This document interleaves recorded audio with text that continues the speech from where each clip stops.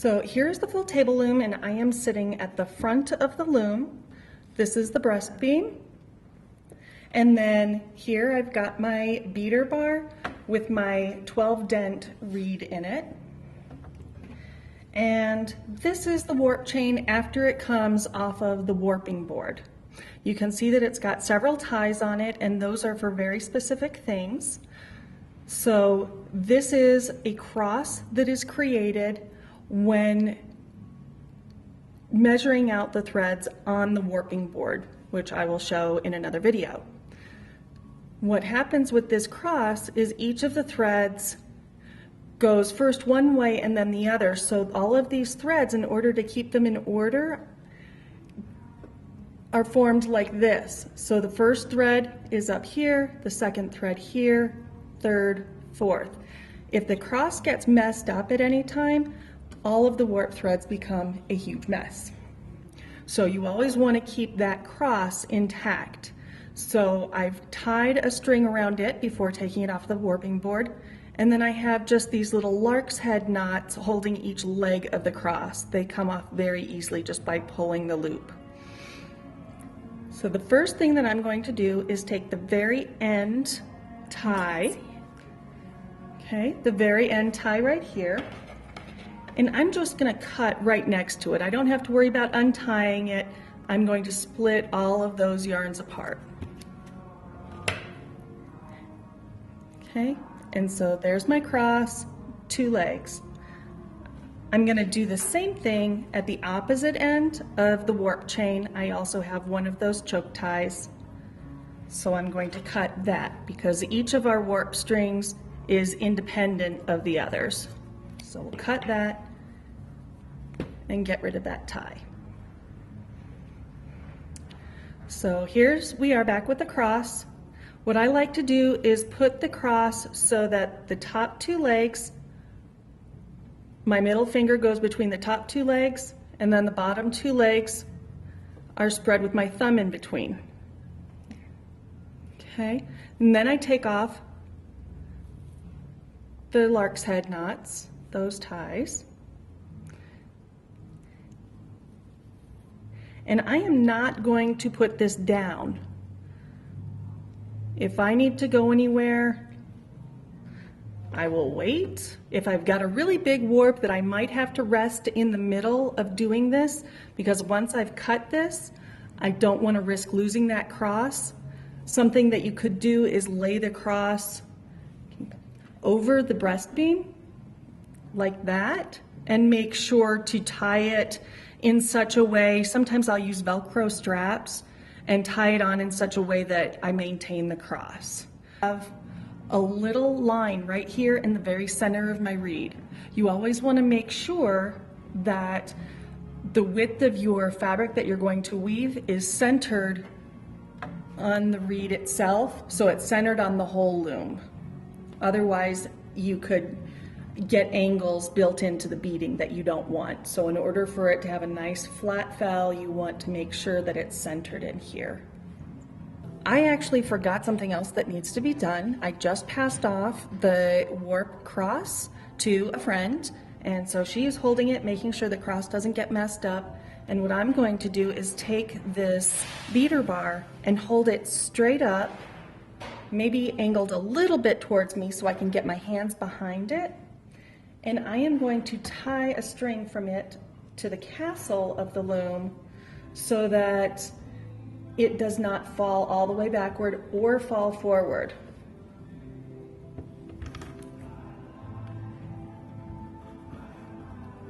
I want to make sure that it does come forward enough so that I can reach and see each dent in the reed and get behind it.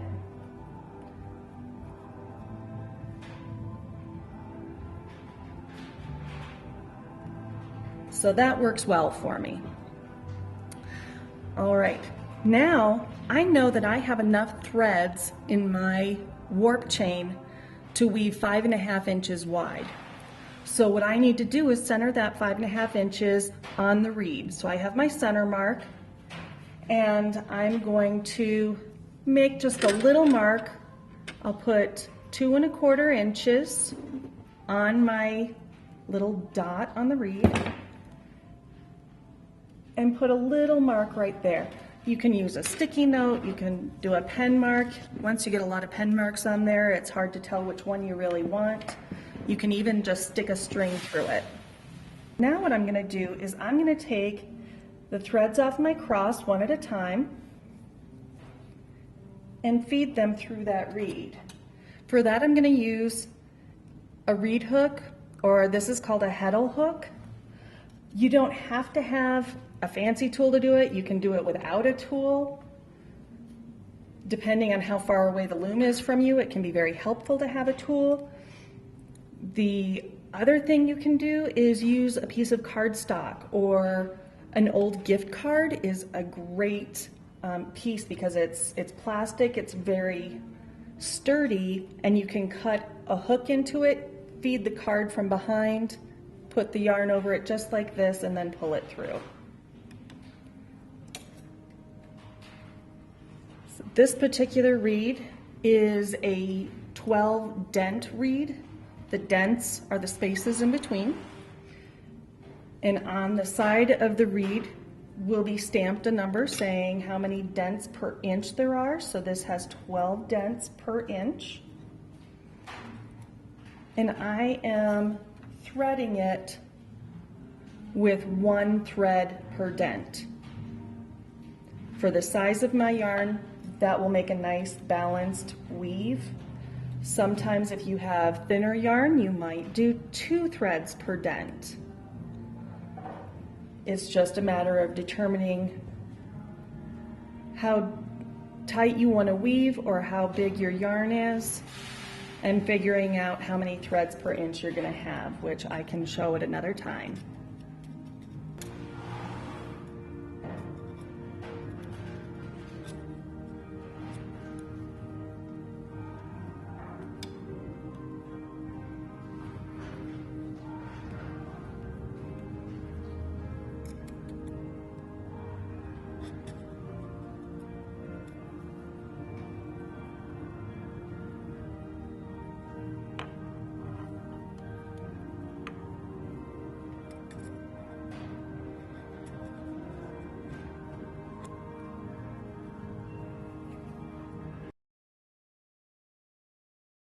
After the warp is all threaded in the reed, you can grab all the yarns from behind and pull them forward so that you can untie or cut off this strap and let the beater bar fall forward.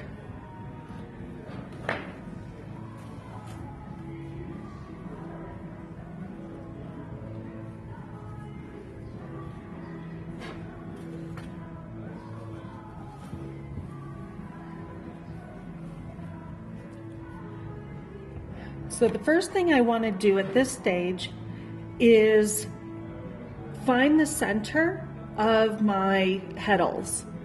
The heddles are where each of these individual threads are going to go through the eye of each heddle on different shafts. So this loom has 4 shafts, 1, 2, 3, and 4. So I'm going to just set up for a regular plain weave pattern, but remember we always want everything balanced. So I've taken my center heddle on each shaft and colored it red so that I can tell where it is. So that one right there is red. So what I'm going to do is split it, put that one on one side, and push everything else on the other side over. I've already done that for the other 3 shafts. When I start choosing my threads that are through the reed, I'm not going to start on the end. I'm going to start in the middle. So I'm going to look back for that little mark.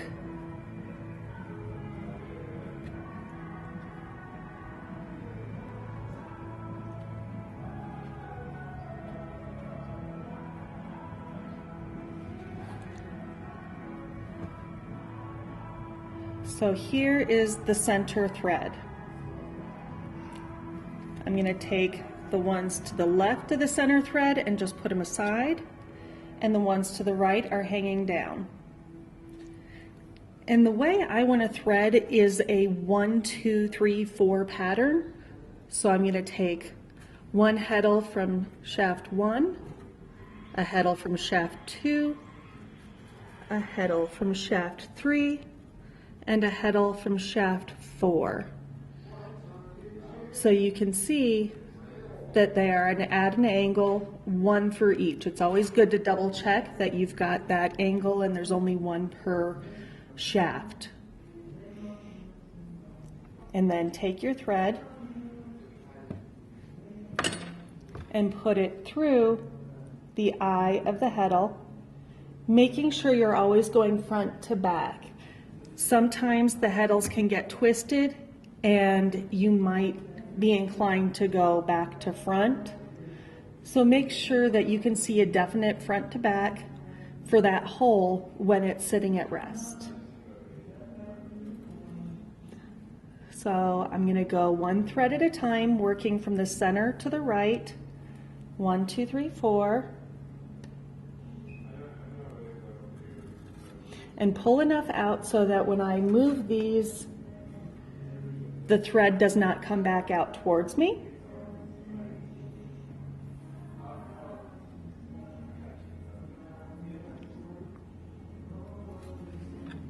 And after I get all 4 of those, double check, make sure they're right. I'll push them all over to this side a little bit and set up my next pattern of 4.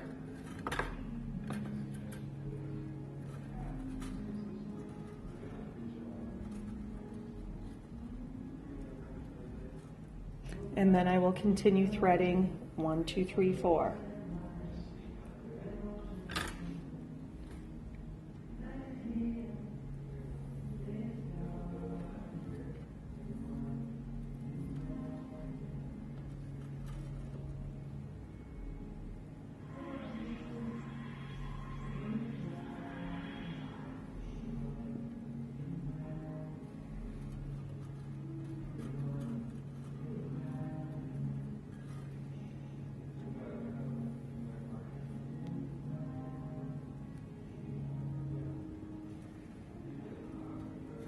All right, those 4 are done.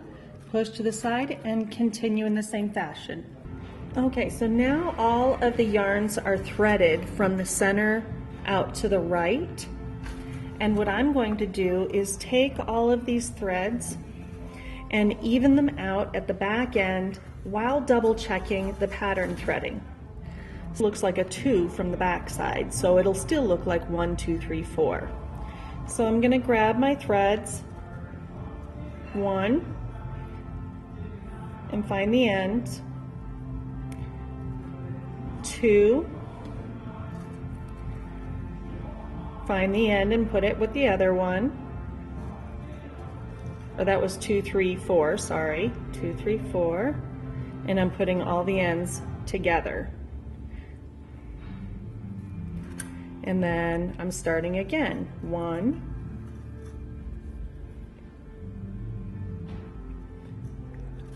2,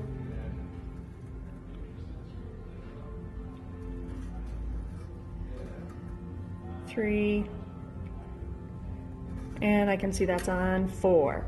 So I'll keep doing this and I will bundle them together in like 1-inch bundles or 2-inch bundles, depending on how big it is. If I do one more set, that gives me 12 threads, which is a 1-inch bundle. So 1, 2, that's shaft 3, and shaft 4. It seems like a lot of extra work to have to go through these one at a time, and you don't necessarily have to have them this precise and putting together the end, but it's a good time to recheck to make sure that the threading is accurate, because there's a lot more to do in tensioning up this yarn before you start weaving, and if it's not right, you're going to see it in the weave. And I'd rather take this extra time, double check that everything is done right, and then tie it off. I'm just doing an overhand knot with the whole bundle. and pulling that down so it's nice and close, about an inch or so from the edge of the threads, and pulling it tight. That gives me the most use I can get out of this yarn, because anything that's on this tail end is a waste. So I'll do that going all the way across, and then after I get to that midpoint, I'll thread from the beginning the rest of them. If I have a really wide warp, then what I will do is periodically stop and tie these off so the threads don't accidentally come out of the heddles while I'm moving things around. Right. Okay, so those have all been double checked and tied off. And since we already went from the center to the right, now we have the center to the left to go. The trick is keeping the same pattern. So before, I was threading from the center 1, 2, 3, then 4. That was working from right to left. Now I'm going to work from the center out to the left, so I'm sorry, that was left to right. Now I'm working right to left. So I have to start with 4 and then go to 3, 2, 1. You can see it keeps the same angle that the first set does. It's just done backwards because we're starting to go in the other direction to finish out these threads. So I've got my 4, 3, 2, 1.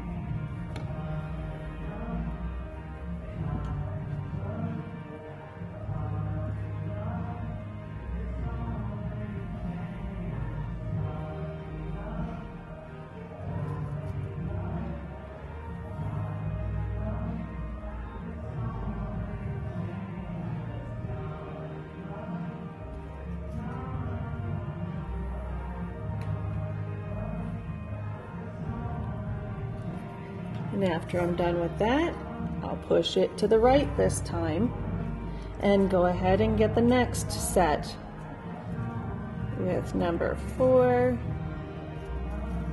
shaft 3, shaft 2, and those seem to be stuck together, so we're just gonna leave them together. They're twisted at the top bar, it looks like. So, oh, nope, they can separate, good. Sometimes they can separate and they're just stuck, sometimes they can't separate. If they really can't separate because they've been put on these bars incorrectly, either the top or the bottom, you could actually thread through to it once if you needed to, until you can get back and fix that. Okay, so all the threads now are pulled through the heddles. They've been double checked and tied into bunches. So these are 1-inch clusters.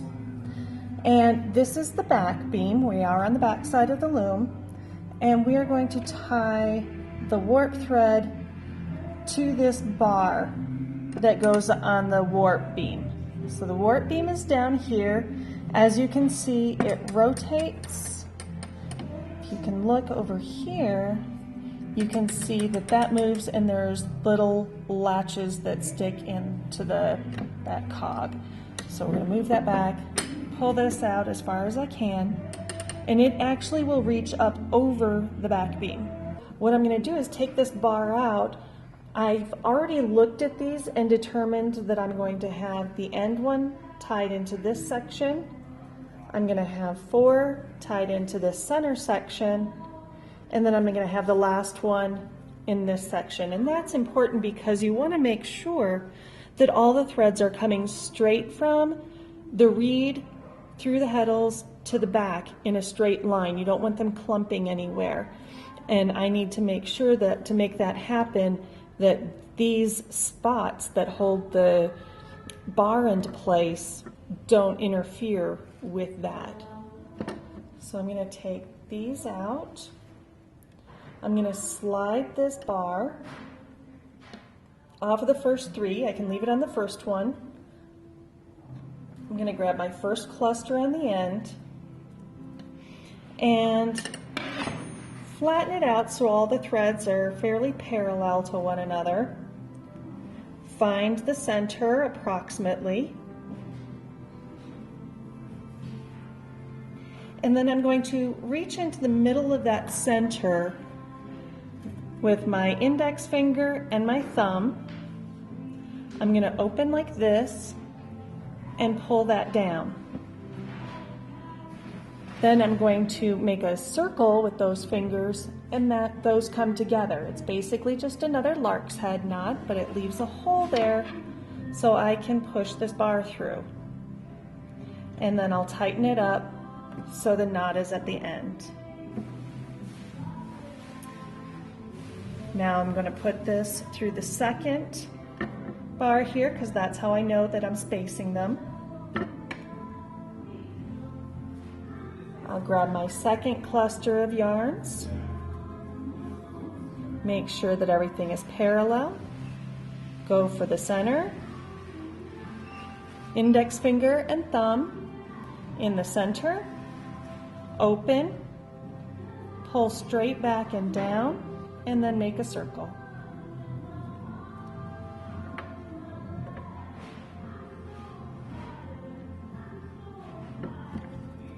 And we'll pull that tight. And continue doing that across, making sure I remember where I need to stop doing that to put the other loop from the warp beam onto the wire bar or the metal bar.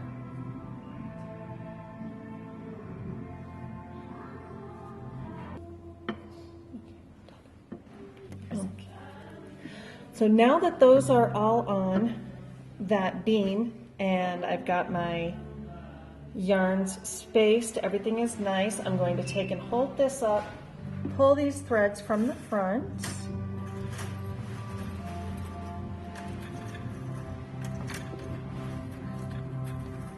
to make sure that everything is perfectly straight through the loom. I'm even going to pull back the beater bar and pull everything forward through the reed.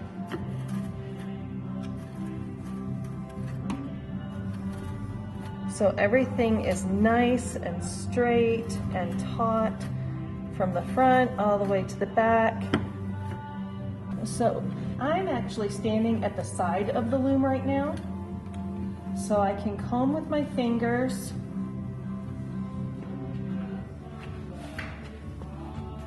The yarns up front, they're coming through the reed, and I'm just pulling them all back so they're evenly tensioned as they're going through the loom.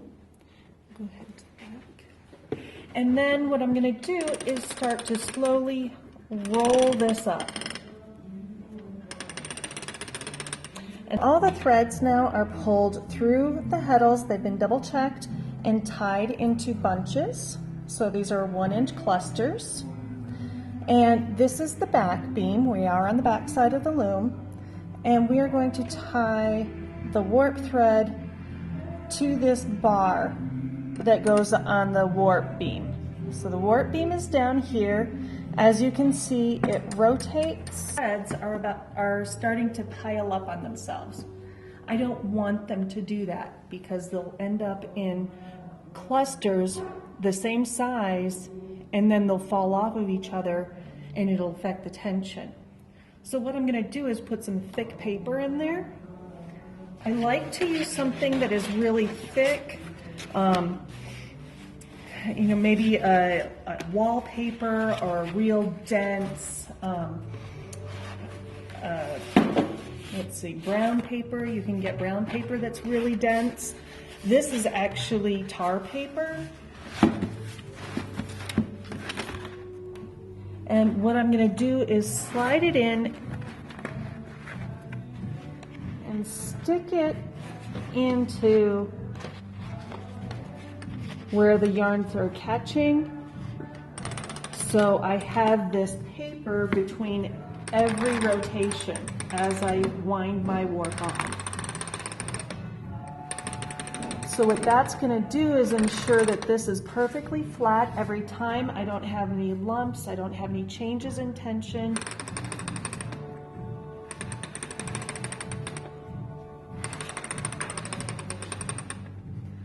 Stop there, recomb the front. You'll notice as you're putting this on, you have a lot of combing to do. depending on, you know, how long the warp is. I did leave the chain on, and as the yarn is being pulled onto the loom, that chain will just fall out.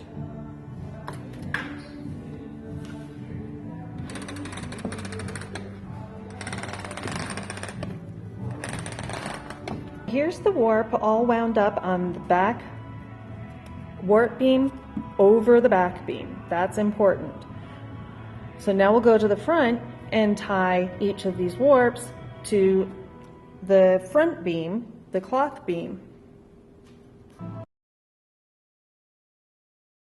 Here we are back at the front of the loom, and you can see that I've got a cloth beam here that's the same as my warp beam. I've got the breast beam, and I've got the same kind of metal rod that's going to go over the breast beam just like it went over the back beam. So what I'm going to do now is tie small clusters of my yarns. I'm going to grab them right from here, and I'm going to do these in groups of 6, I think, so that I have 1/2-inch sections.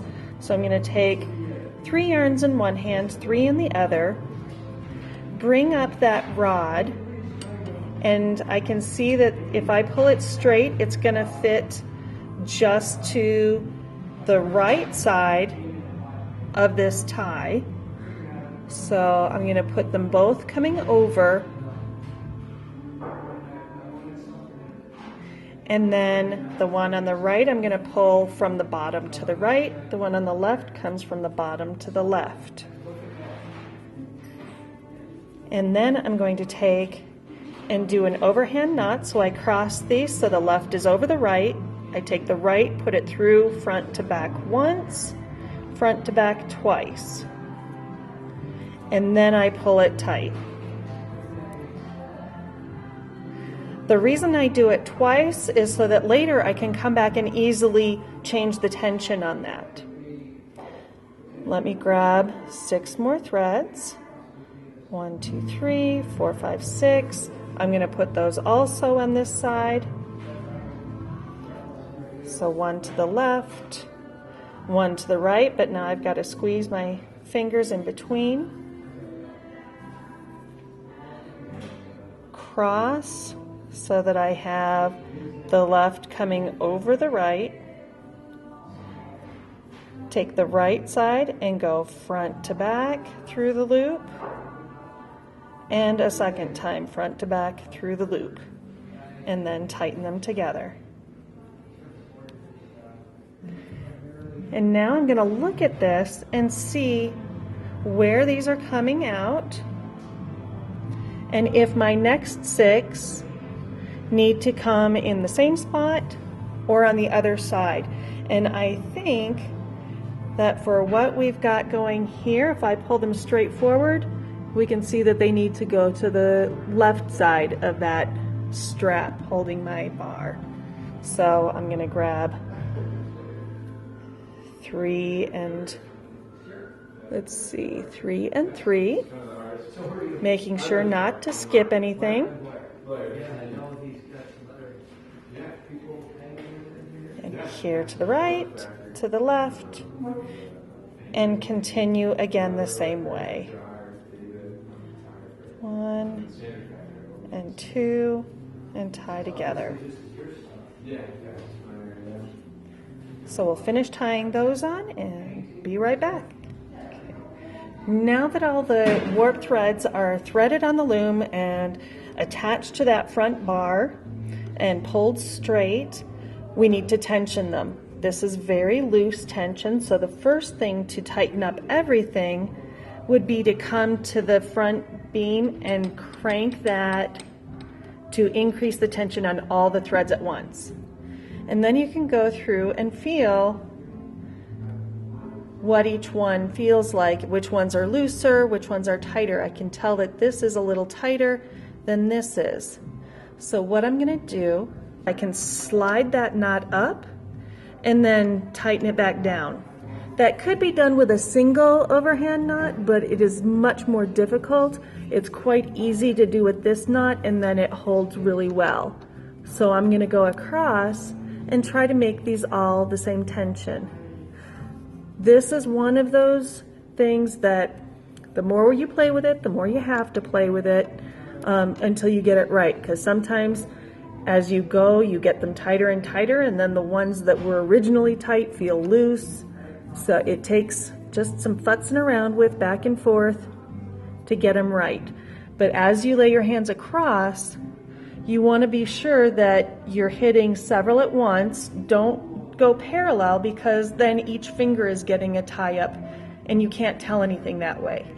If you go sideways, you can feel several at the same time with the same pressure and tell which ones are tighter and looser. So tighten everything up so that it is quite taut and even all the way across. All right, so now that we're all tensioned, it's time to test it real quick. If I take and push down the levers for shafts 1 and 3, and those lock into place, I should be able to see that every other thread is up and it is completely clear under here. I don't have any knots. And then I will do the same thing with my levers 2 and 4. I can see that there's no binding in here. My hands get all the way through, and I have every other thread up. So absolutely perfect. We're ready to plain weave. We can't weave until we get our warp yarn onto our stick shuttle. So this is a basic stick shuttle. It can be various lengths, and then it will have a cutout on each of the long ends to put your yarn on it.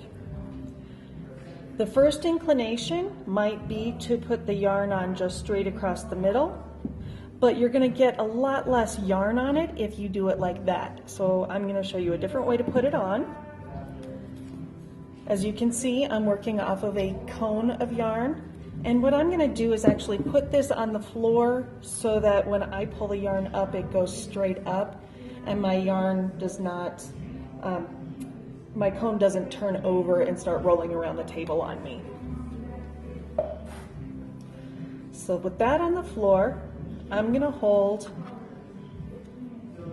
right over my little sheep there in the center. I'm going to hold the end of this. I'm going to go up and back, and then down to the right, and front to back. Up to the left, front to back, down on the left, front to back, up on the right, front to back. So I'm working always front to back, and I'm alternating sides. So right, right, left, left, right, right, left, left. So always front to back, right, bottom right. Up on the left, front to back, front to back.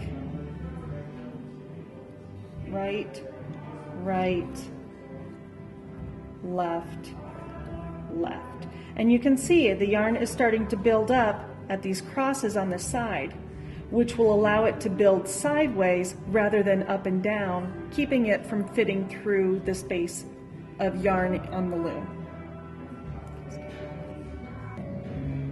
So there isn't a real specific time to stop filling your stick shuttle, just whenever it feels comfortable, and you want to make sure that it stays narrow enough that you can fit it through the shed. So back at the loom, let's look at what that shed is. When I raise 1 and 3 like I did before, it leaves an opening. Half the yarns come up, half down, and if you look right in here, there is a triangle between the reed, the upper threads, and the lower threads. And that triangle space, that triangle space is called the shed.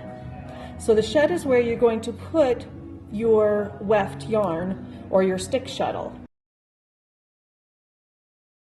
What I'm going to do is pass my shuttle through, leaving a tail. And I think I'm going to leave that tail, just about that long. And then I'm going to close the shed, and I'm going to pull the beater bar, not all the way down, I'm just going to pull it a little bit so I've got a straight line here. Then I'm going to put up shafts 2 and 4, and I'm going to go back through. One of the things that's really important to do is not to put the yarn straight across. You need to put in what we call a weaver's angle, about like this. And what that does is it puts enough extra yarn into that shed so that once the threads close, there is enough yarn to go up and down through the warp yarns. So then I'm going to beat that and put it right up next to that other one. It still looks a little funny, and that's just because we're just starting. So this is just to get going. It'll take us a few passes to get it to look right. I'm going to beat that. 2 and 4. It doesn't matter which direction you hold the shuttle to put it through. Always get the weaver's angle in. Beat that. 1 and 3. And this is also after I get a few rows in where I'll be able to tell if there's any tension problems, because some places may beat more than others, so I can go through it and feel that all again. And now I can see that all my threads are evenly spaced. I don't have these clusters from the knots anymore. So what I'm going to do is, they all feel really nicely tensioned, but it all feels a little loose. So I'm going to tighten it up a couple of clicks down here. And now they're all nice and even, but they're more taut. So back to my weaving. 2 and 4.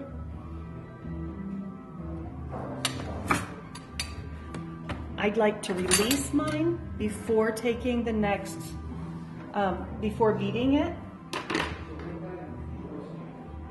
If you don't release and close that shed, each row packs tighter to the next.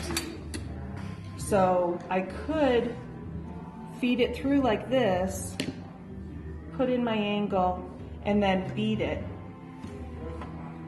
And then just switch.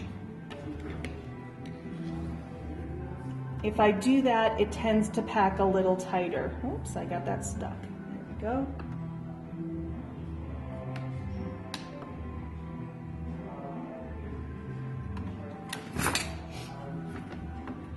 So that is a basic plain weave. Let's stop for a second, and then I'll come back and do a little bit of twill. Okay, so now we've got some woven. You can see here in the center, right here, that it could be beat a little bit closer. And if you look at it, there's a little bit of a draw in right here is what we call that, where it starts to get a little bit of an indent, or almost gets to be an hourglass shape. So this is a little narrower than this or this. This is because the weaver's angle wasn't big enough, and then that was corrected in the weaving. So now it's being beat more properly. There's a little extra loop on the outside, but with practice that will get much better too. Now we don't have enough room here to fit the shuttle through the shed. So what we're going to do is first take and hold this while lifting the latch and just releasing it maybe a couple of notches just to loosen the tension. And we loosen the tension in the front so that when we loosen the tension in the back and let a little bit unroll, it doesn't all snap on us because we had that tension so tight. So now I'm going to take and push these two pegs while holding the handle, loosen that up a little bit, and then I'm going to crank the front handle to tighten that up. And that looks pretty good. One of the things you do want to make sure you do is have the fell line stop at a point that your beater bar can reach it, because it is possible to bring it so far forward that you can beat and not even reach your yarns. That is now still, everything is perfectly tensioned. You won't have to retension anything again, and it feels tight enough to go ahead and start weaving with. The next thing I want to do is show you a twill. So this is a plain weave. Every other thread is up or down. We're going to do a 2-2 twill, which means 2 threads are up and 2 threads are down. If I come here, I'm going to hit 1 and 2 together. So it'll go under the 1 and 2s, over the 3 and 4s. Get my weaver's angle, close and beat. Put down my 2 and 3, so I did 1 and 2, now I'm doing 2 and 3. I'm going to feed through there. Get my angle and beat it in. Now 3 and 4.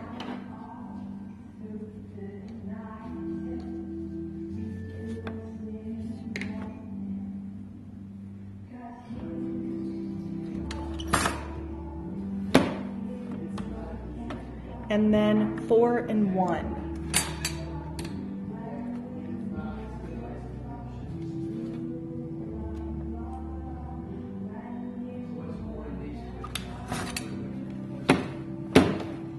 One and 2.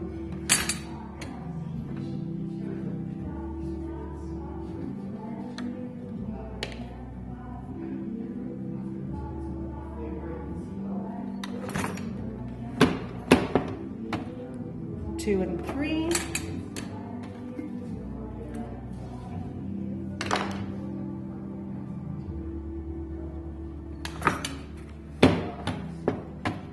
Three and 4.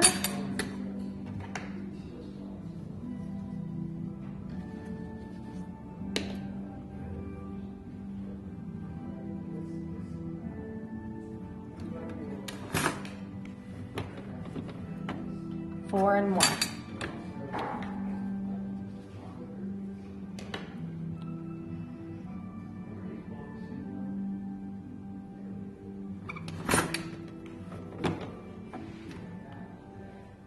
Okay, so I did a couple of things intentionally here. One, I actually did get my fell line when I advanced my threads a little too far. So this inconsistency and the tension right here and on this side, that's from not having my yarn in far enough when I advanced it. So I should have not advanced it quite so far. The other thing that you'll notice, aside from the weave structure, which is this really pretty diagonal line, is that I am not catching all the end threads are not all catching every time like they were in the plain weave. The plain weave, you can see every time we did a row, we caught the end threads, and here we didn't.